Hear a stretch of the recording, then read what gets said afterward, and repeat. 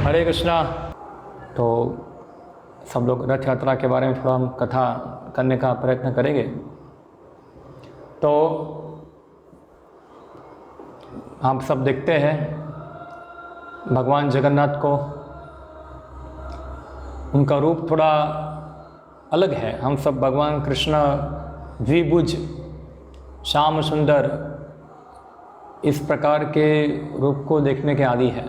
हाँ, और जो कोई व्यक्ति खास करके भगवान जगन्नाथ को देखते हैं, थोड़ा उनको आश्चर्य होता है कि ये इस प्रकार का जो रूप है वो किसका है। मगर जो जगन्नाथ है वो कृष्ण ही है, और ये विशेष भगवान का रूप है। और इसके बारे में अलग अलग कथाएं हैं, अलग अलग घटनाएं हैं कि क्यों भगवान का ये रूप है। तो हम अलग अलग घटना के आधार पे ये भगवान जगन्नाथ का रूप क्या है उसको हम समझ सकते हैं। सबसे पहले ये पूरा जगन्नाथ का रथ यात्रा जो है, जो महोत्सव है, वो इसके पीछे एक बहुत बड़ा एक दर्शन है पूरा, क्यों जगन्नाथ भगवान की रथ यात्रा होती है। और ये सामान्य लोगों के समझने के बाहर थी।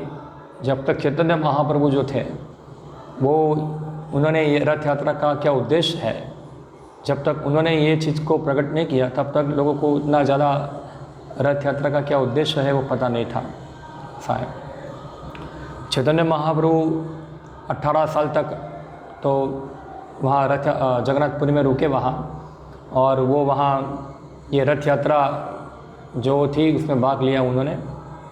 और वर्णन है श्री चैतन्य चरितामृत के अंदर कैसे चैतन्य महाप्रभु जो थे वो रथ यात्रा के अंदर भाग लेते थे। तो सुबह सुबह जल्दी उठ जाते थे, वो अपने सब भक्तों को लेकर जाते थे वहाँ। और फिर वहाँ भगवान का पांडु विजय एक महोत्सव होता है जिसके अंदर भगवान जगन्नाथ को 15 दिन तक भगवान जगन्नाथ जो है वो हमारे आज की लोकल भाषा के अंदर बोलेंगे हम क्वारंटाइन उसको क्वारंटाइन बोलते हैं ऐसा। तो 15 दिन तक भगवान जगन्नाथ जो है वो क्वारंटाइन होते हैं। ऐसा क्वारंटाइन यानी कि वो एक अकेले रहते हैं। जनरली मंदिर जो होता है वो खुला रहता है, मगर 15 दिन तक मंदिर बंद रहता है, कोई भक्त लोग दर्शन नहीं कर पाते, और केवल कुछ ही भक्त लोग जो है वो जगन्नाथ भगवान की सेवा करते हैं वहाँ। और फिर 15 दिन के बाद भगवान जगन्नाथ है जो है वो अपने मंदिर से बाहर निकलते हैं, और फिर जगन्नाथ, बलदेव और सुभद्रा तीनों विग्रहों को रथ के ऊपर बिठाया जाता है, और फिर उनकी रथ यात्रा निकलती है। और बहुत बड़ा महोत्सव है ये, आप लोग ने देखा होगा रथ यात्रा पुरी में कैसे होती है वहाँ। तो चैतन्य महाप्रभु हर साल ये इसमें भाग लिया, और उसके रथ यात्रा का प्रारंभ करने के लिए वहाँ के राजा गजपति राजा जो है, उस समय जब चैतन्य महाप्रभु थे तब महाराज प्रतापरुद्र जो थे वो राजा थे। और महाराज प्रतापरुद्र आते हैं और खुद अपने हाथों से भगवान के रथ के ऊपर झाड़ू मारते हैं। तो जब चैतन्य महाप्रभु ने देखा कि ये महाराज प्रतापरुद्र जो है वो झाड़ू मार रहे हैं रथ के ऊपर, वो देख के अंदर से प्रसन्न हुए वो, और इस प्रकार राजा को भगवान चैतन्य महाप्रभु की कृपा हुई। तो श्री प्रभुपाद जी बताते हैं ऐसा कि देखो ये राजा भगवान का सेवा किया, तुच्छ सेवा किया झाड़ू मारने का। हाँ, तो भगवान जब प्रसन्न हुए उनसे कि आगे जाके जब चैतन्य महाप्रभु कीर्तन कर रहे थे तो राजा चैतन्य महाप्रभु के कीर्तन को सभी दलों में देख पाए, अलग अलग रूप को देख पाए। यानी कि अगर कोई व्यक्ति भगवान को जानना चाहता है, भगवान को देखना चाहता है, भगवान की कृपा प्राप्त करना चाहता है, तो उसको चाहिए कि भगवान की सेवा करे। जैसे कि जो राजा था उससे पहले मिलने के लिए सब भक्त लोग विनती कर रहे थे कि आप महाप्रभु आप राजा को मिलिए, मगर चैतन्य महाप्रभु राजा को विषय करके छोड़ दिया, इसको नहीं मिलूँगा, ऐसा है वहाँ। मगर जब चैतन्य महाप्रभु देखा कि राजा तो भगवान की इतनी सेवा कर रहा है वहाँ, तो अंदर से उनकी क्रिया से क्या वो प्रसन्न हुए वहाँ। तो ये एक सिद्धांत हमको जानने को मिलता है कि भगवान को प्रसन्न करना है तो व्यक्ति को चाहिए कि वो भगवान की सेवा करे। खास करके व्यक्ति सब प्रकार की उपाधि छोड़ के, जैसे हम सुना है श्लोक भक्ति के बारे में, सर्वोपाधिर विनिर्मुक्तम तत्परत्वेन निर्मलम ऋषिकेन ऋषिकेश सेवनम भक्तिरुत्तम। इसका अर्थ क्या है? सर्वोपाधि विनिर्मुक्तम, व्यक्ति को चाहिए सब प्रकार की उपाधि से मुक्त हो जाए। उपाधि यानी कि जो हम लोग अलग अलग प्रकार की हमारी पहचान बनाई है, जैसे कि मैं डॉक्टर हूँ, मैं इंजीनियर हूँ, मैं भारतीय हूँ, मैं अमेरिकन हूँ, मैं रशियन हूँ, मैं हिंदू हूँ, मैं मुस्लिम हूँ, ये सब इसको उपाधि कहते हैं। उपाधि यानी कि जो शरीर के आधार पे हम जो पहचान बनाते हैं उसको उपाधि कहते हैं। तो ये सब उपाधियों को छोड़कर क्या करना चाहिए व्यक्ति को? तत्परत्वेन निर्मलम, यानी कि हृदय निर्मल बनाकर ऋषिकेश सेवनम, ऋषिकेश यानी कि इंद्रियों के स्वामी भगवान कृष्ण, उनकी अपनी इंद्रियों से उनकी सेवा करना, उसको कहते हैं भक्ति। यह है भक्ति में सेवा। तो इस प्रकार से भगवान जो है वो महाराज प्रतापरुद्र की सेवा से प्रसन्न हुए। और फिर क्या हुआ कि रथ यात्रा प्रारंभ हुआ। चैतन्य महाप्रभु ने उससे पहले सभी भक्तों को अलग अलग विभागों में विभाजित कर दिया था कीर्तन के लिए। हाँ, और फिर जब चैतन्य महाप्रभु खुद कीर्तन करना प्रारंभ किया तो सब दल वाले देख रहे थे चैतन्य महाप्रभु उनके दल में है, ऐसा उनको लग रहा था। और हमारे कविराज गोस्वामी चैतन्य चरितामृत के अंदर बताते हैं ऐसा कि भगवान जगन्नाथ और कृष्ण यानी कि चैतन्य महाप्रभु दोनों के बीच में एक स्पर्धा हो गई। अब ये थोड़ा कुछ विषय है कि चैतन्य महाप्रभु समय में राधा भाव लेकर कीर्तन कर रहे थे और जगन्नाथ भगवान जो है वो कृष्ण है। तो ये पूरा जो कथा है वो ले जाता है हमको कि जब चैतन्य भगवान कृष्ण वृंदावन छोड़ के चले गए, द्वारिका चले गए, मथुरा चले गए, और वृंदावन के भक्त वहीं आशा बना के रखे थे कि कब भगवान कृष्ण आएंगे, मगर भगवान कृष्ण आए नहीं। एक बार जब कुरुक्षेत्र के अंदर सूर्य ग्रहण था और सभी राजा, सब यादव, उनका वंश था, यदुवंश, कुरुवंश, सभी लोग इकट्ठा हुए थे वहाँ कुछ धार्मिक प्रवृत्ति करने के लिए। तो उस समय में वृंदावन से भी सब भक्त लोग गए थे वहाँ, सब खास करके व्रज गोपिया, नंद महाराज, यशोदा माता, सब लोग वहाँ गए। और जब वहाँ जाके देखा उन्होंने वहाँ कृष्ण को, खास करके व्रज गोपी जो कृष्ण के विरह में वो दुखी थी, और जब देखा उनको कुरुक्षेत्र के अंदर, तो वो अपना जो कृष्ण थे, इनके लिए अपना कृष्ण यानी कि जो वृंदावन में जो कृष्ण है ऐसा है, मगर अभी कृष्ण का जो पूरा वेशभूषा था थोड़ा अलग हो गया था। तो राजा वेश धारण कर लिया था और सब हाथी, घोड़े, सब रानियाँ, सैनिक, सब पूरा ऐश्वर्य भगवान का प्रकट हो रहा था। तो जो खास करके गोपियाँ हैं, उन्होंने जब भगवान कृष्ण को देखा तो उनकी इच्छा हुई कि ये जो इस प्रकार जो वातावरण है वो हमारा कृष्ण के प्रति जो प्रेम है वो प्रकट नहीं करता है। तो इसलिए उन्होंने क्या किया, भगवान कृष्ण के रथ को खींचकर कहाँ ले जाने का प्रयत्न कर रहे? वृंदावन में, क्योंकि वृंदावन एक ऐसी जगह है जहाँ भगवान कृष्ण का पूर्ण प्रेम जो है वो वहाँ प्रकट होता है। बाकी धामों में भी प्रेम होता है, मगर वृंदावन जो है वहाँ भगवान कृष्ण पूरा अपना माधुर्य प्रकट करते हैं। बाकी द्वारका, मथुरा के अंदर भगवान का ऐश्वर्य प्रकट ज़्यादा होता है वहाँ। तो जो ब्रज गोपी जो थे वो भगवान कृष्ण को लेके जा रहे हैं, हाँ, वापस वृंदावन। और रथ यात्रा जो है उसका एक प्रतीक है कि खास करके चैतन्य महाप्रभु जब कीर्तन कर रहे थे जगन्नाथ भगवान के रथ के सामने, तो चैतन्य महाप्रभु वो देखना चाहते थे कि क्या कृष्ण हमको भूल गए कि हमको याद कर रखा है, इतने सालों के बाद उनको मिले हैं। तो कई बार चैतन्य महाप्रभु क्या कर देते थे कि रथ के पीछे जहाँ चले जाते थे और वहाँ कीर्तन करते थे।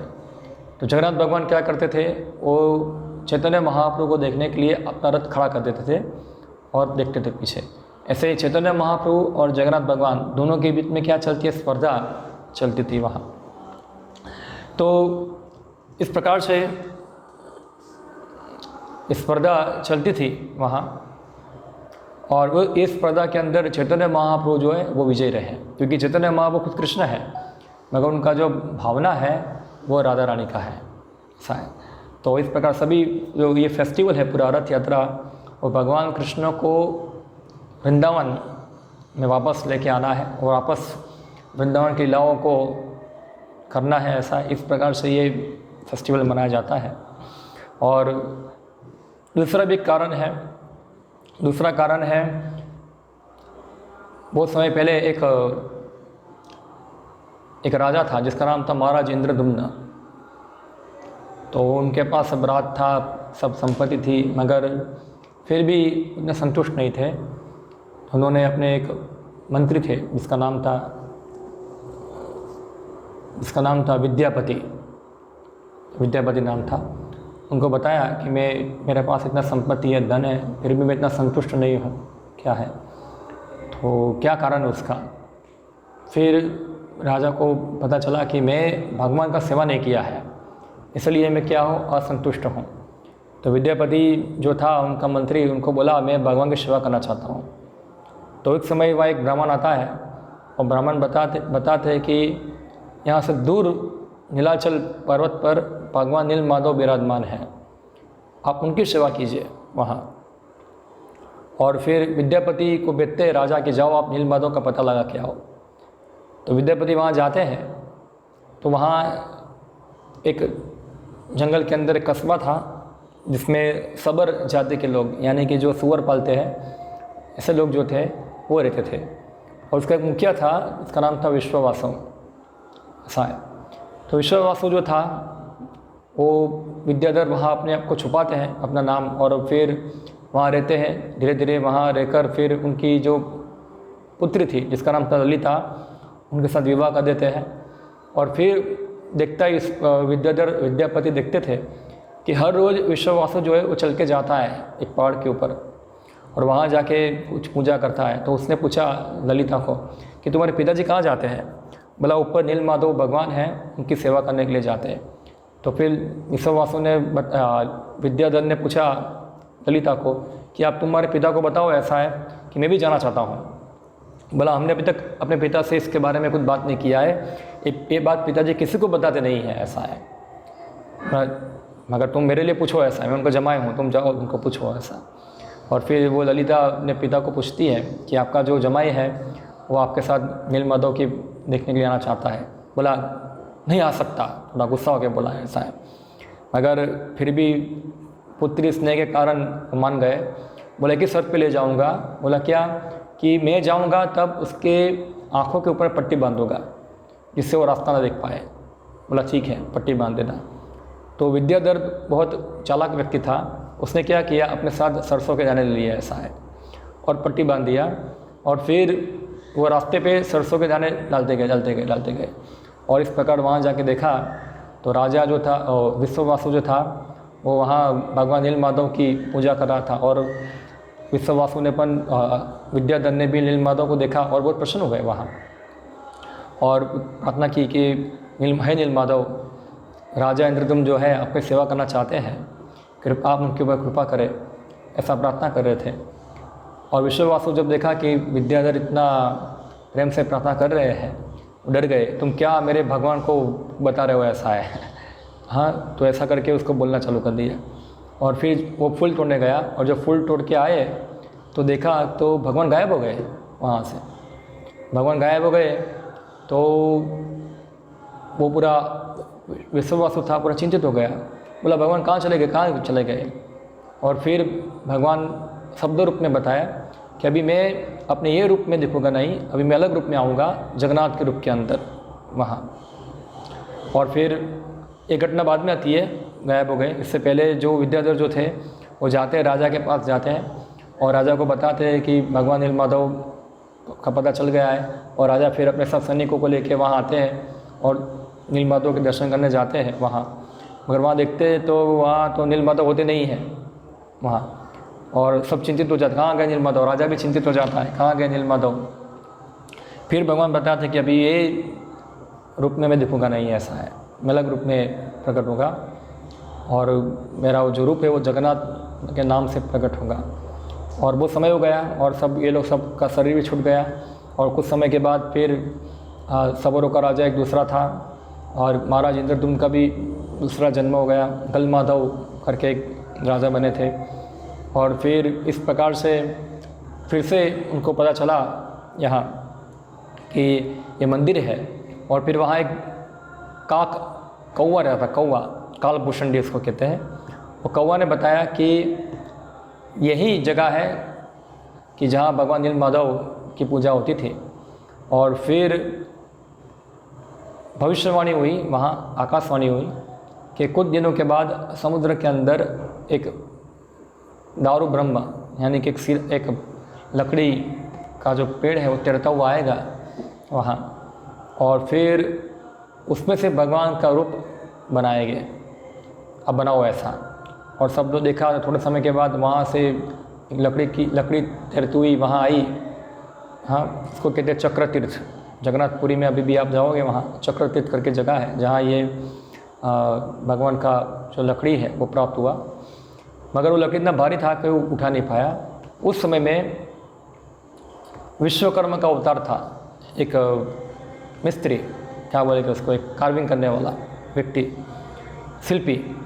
वो आए, उसने उठा लिया और फिर वहाँ जाके रख दिया।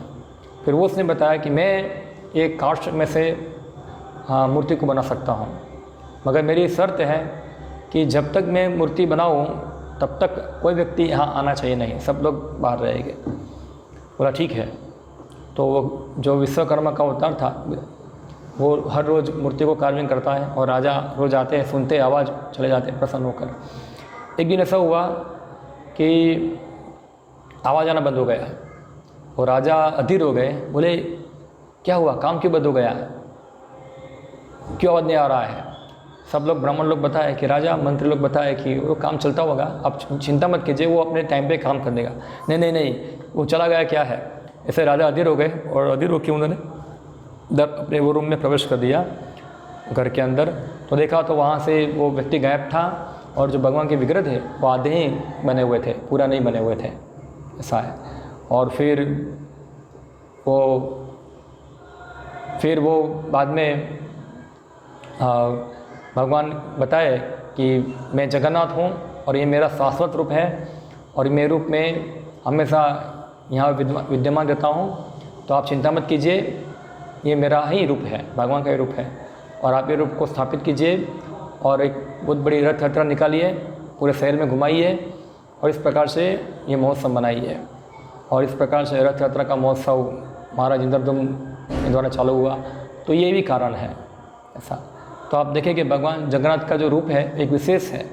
उनके हाथ बहुत ऐसे बराबर दिखते नहीं है, पैर तो दिखते ही नहीं है, हाँ, और थोड़ा विचित्र रूप रखता है।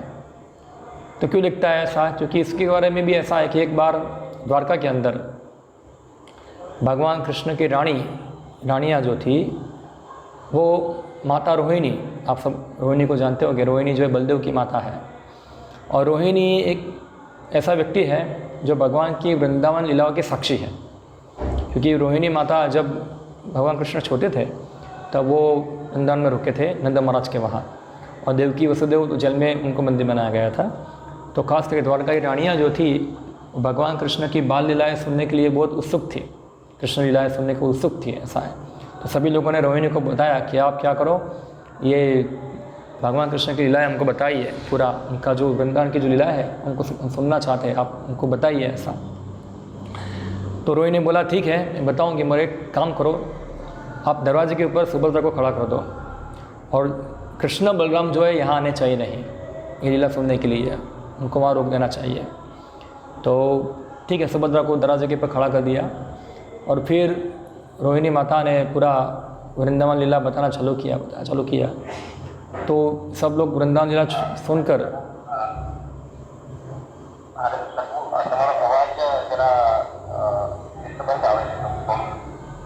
और नेट का कनेक्शन थोड़ा लॉस हो गया, इसलिए ऐसा होगा। अभी आ रहा है?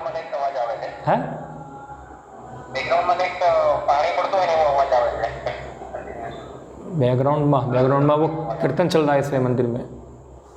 एक मिनट। मैं इधर ले लेता हूँ। अभी अभी आ रहा है बराबर है? अभी बराबर है। ओके। हाँ बराबर है। थोड़ा मेरा मुंह दिखेगा नहीं आपको, मेरा आवाज़ दिखे सुनाई देगा आपको खाली, चलेगा ना? ओके। तो वो वहाँ खड़ा कर दिया उनको, सुभद्रा को खड़ा कर दिया, और फिर रोहिणी माता जो थी उन्होंने ये कृष्ण लीला सब बताना चालू किया, वृंदावन लीला बताना चालू किया। वहाँ बताते बताते सब इतने भाव विभोर हो गए, क्योंकि आंखों से इतने अश्रु हो गए पूरा, कि पूरा नदियाँ बहने लगी, पूरी बाहर पानी आना चालू हो गया वहाँ। और फिर क्या हुआ कि कृष्ण और बलराम वहाँ आए, और जब वो लोग भी सुना ये वृंदावन लीला भगवान की, और सुना तो वो लोग भी इतने भाव विभोर हो गए कि कृष्ण और बलराम का शरीर में चेंज हो गया, उनके हाथ अंदर चले गए, आंखें फट गई, मुंह ऐसा हो गया, बलराम का भी ऐसा हो गया। और सुभद्रा जो थी अपना हाथ ऐसे रखा है कृष्ण बलराम को रोकने के लिए ऐसा, तो उसके बाद दिखते नहीं है, ऐसा है वहाँ, वो चले गए पीछे, ऐसा है वो भी। और भगवान कृष्ण के सब भाव विभोर हो गए, यानी कि भगवान कृष्ण एक भावुक वेश में आ गए वहाँ, इतने भावुक हो गए, इतने भावुक हो गए कि उनकी आंखें फट गई। और पूरा वृंदावन के भक्तों का प्रेम व्यवहार देख के, भक्ति देख के वो आश्चर्य उनको हो गया वहाँ। तो ये जगन्नाथ का जो रूप है वो एक भावयुक्त रूप है, जब कृष्ण का एक भावयुक्त रूप है ये, और ये बहुत दयालु रूप है, खास करके जो पतित लोगों के ऊपर बहुत दया करते हैं। हम देखो जगन्नाथ भगवान जो हमेशा हंसते रहते हैं, अभी हमने देखा होगा जगन्नाथ भगवान कभी रोते हैं, ऐसा है, उनका बहुत बड़ा स्माइल है, ऐसा है, बहुत बड़ा हंसी है, और वो हमेशा हंसते रहते हैं। और उनका इतना दया है, कृपा है, कि वो सभी पतित लोगों के बीच में जाके भी उनकी सेवा स्वीकार करते हैं। जैसे हमने देखा कि वो सबर जाति के बीच में सेवा की जाती थी, सुअर पालने वाले जो निम्न होते हैं उनकी भी सेवा जगन्नाथ भगवान करते थे, जगन्नाथ भगवान की सेवा उनको मिलती थी करने के लिए। और ऐसा ही घटना है, आप जब श्रील प्रभुपाद जी पाश्चात्य जगत के अंदर ये कृष्ण कॉन्शियसनेस का प्रचार करने गए वहाँ, तो उस समय उनकी एक शिष्या थी, वो भारतीय दुकान में से कोई चीज़ लेके आती है प्रभुपाद जी के लिए, और प्रभुपाद के सामने रखती है। तो प्रभुपाद जी देखते अरे क्या है ये? तो प्रभुपाद जी बताते अपने शिष्या को, अरे ये ब्रह्मांड के स्वामी है, ये जगन्नाथ है पूरा, उनको प्रणाम करते हैं। बोले कौन जगन्नाथ है? क्योंकि अब इससे पहले इन लोगों ने कभी जगन्नाथ भगवान को देखा नहीं था, उनको पता भी नहीं था कौन जगन्नाथ है, ऐसा है। आप देखो एक बार न्यूयॉर्क के मंदिर के अंदर एक हनुमान जी का फोटो था, और शिष्य लोग पूछ रहे थे प्रभुपाद जी को, ये बिल्ली कौन है, ऐसा है। सोचो उनको पता भी नहीं है कि हनुमान है, ऐसा है। फिर श्रील प्रभुपाद बताते हैं ये भगवान रामचंद्र के मान भक्त हनुमान है, ऐसा। मगर उनके लिए जगन्नाथ भगवान भी एक नए व्यक्ति थे। तो वो प्रभुपाद जी बताए अपने शिष्य को, जाओ तुम बाज़ार में दुकान में फिर से, वहाँ ऐसे ही 2 और मूर्ति भी होगी, ऐसा तुम लेके आओ वहाँ। और वहाँ गए तो बलदेव और सुभद्रा को भी लेके आए। और फिर प्रभुपाद के सिस्टर श्याम सुंदर, वो कारपेंटर था, तो उनको बोला ये जो विग्रह है ऐसे ही तुम बड़े विग्रह बनाओ, तुम उसको कार्विंग करो, ऐसा।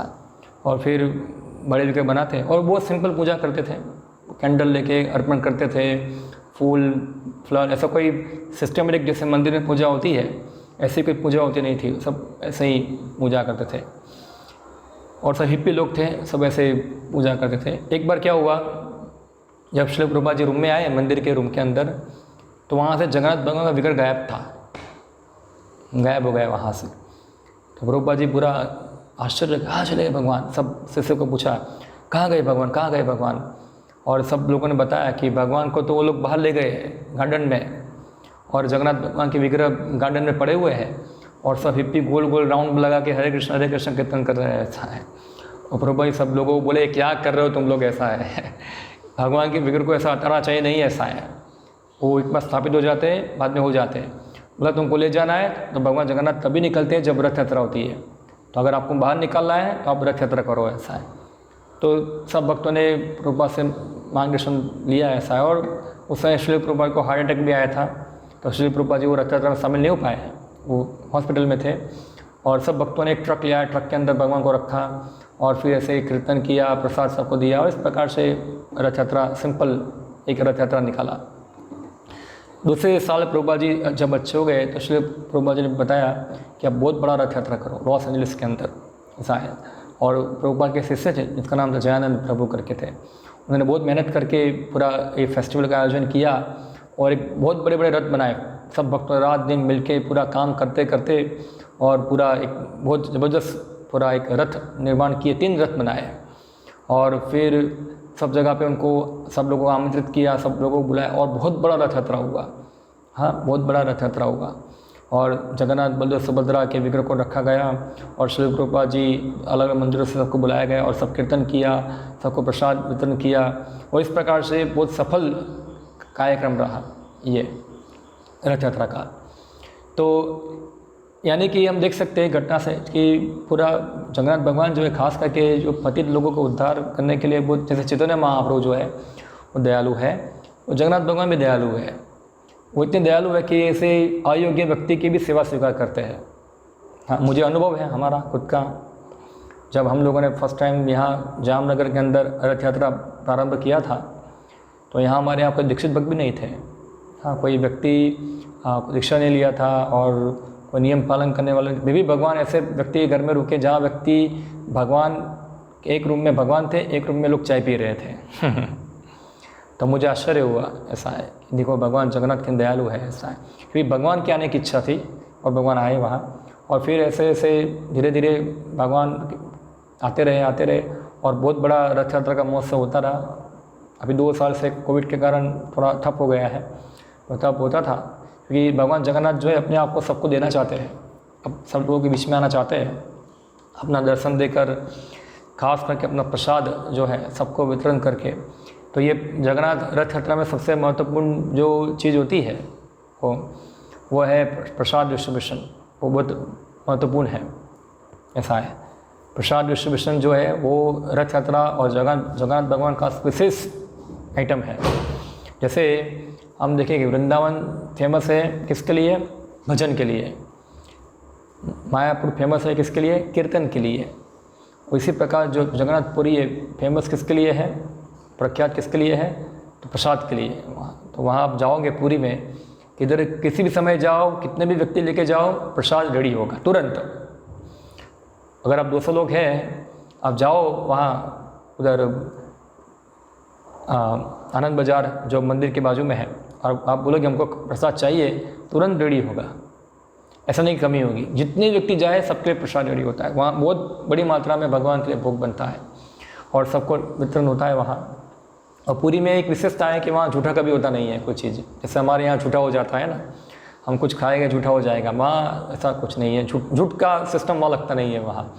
अगर आप जो प्लेट में खाया है और वो प्लेट में दूसरे किसी को भी खिलाएंगे और आपको भी खाना पड़ेगा वहाँ झूठा ऐसा कुछ लगता नहीं, वो चलता है वहाँ। और कुत्ते का झूठा खा लेंगे उधर, क्योंकि पूरी का विशेष महत्व है। और बताएं कि पूरी पुराणों के अंदर जो देवता लोग हैं जब ऊपर से देखते हैं स्वर्ग से जगन्नाथपुरी को, तो वहाँ रहने वाले सभी व्यक्ति उनको 4 हाथ वाले दिखते हैं। सब वैकुंठ निवासी हैं, सब लिबरेटेड मुक्त जीव हैं, ऐसा।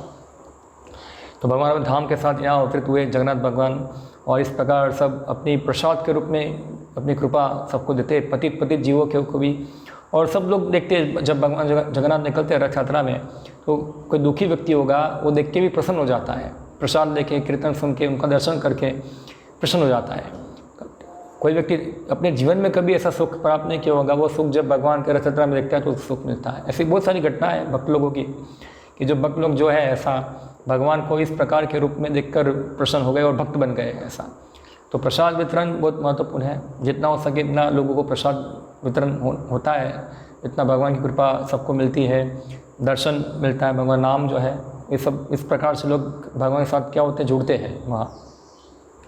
तो ये महोत्सव है और बहुत प्रेम वाला महोत्सव है, लविंग महोत्सव है। और ये सबको जगन्नाथ रथ यात्रा के अंदर सबको सेवा करने का अवसर मिलता है। ज़रा इंटेंस सेवा होता है। अभी तो फ़िलहाल इतना कोविड के कारण इतना इंटेंस सेवा नहीं है, मगर ख़ास करके जब पूरा खुला होता है तो पूरा भक्तों की इंटेंस सेवा होती है। काफ़ी दिनों से 1 महीनों से प्रिपरेशन चालू हो जाती है वहाँ।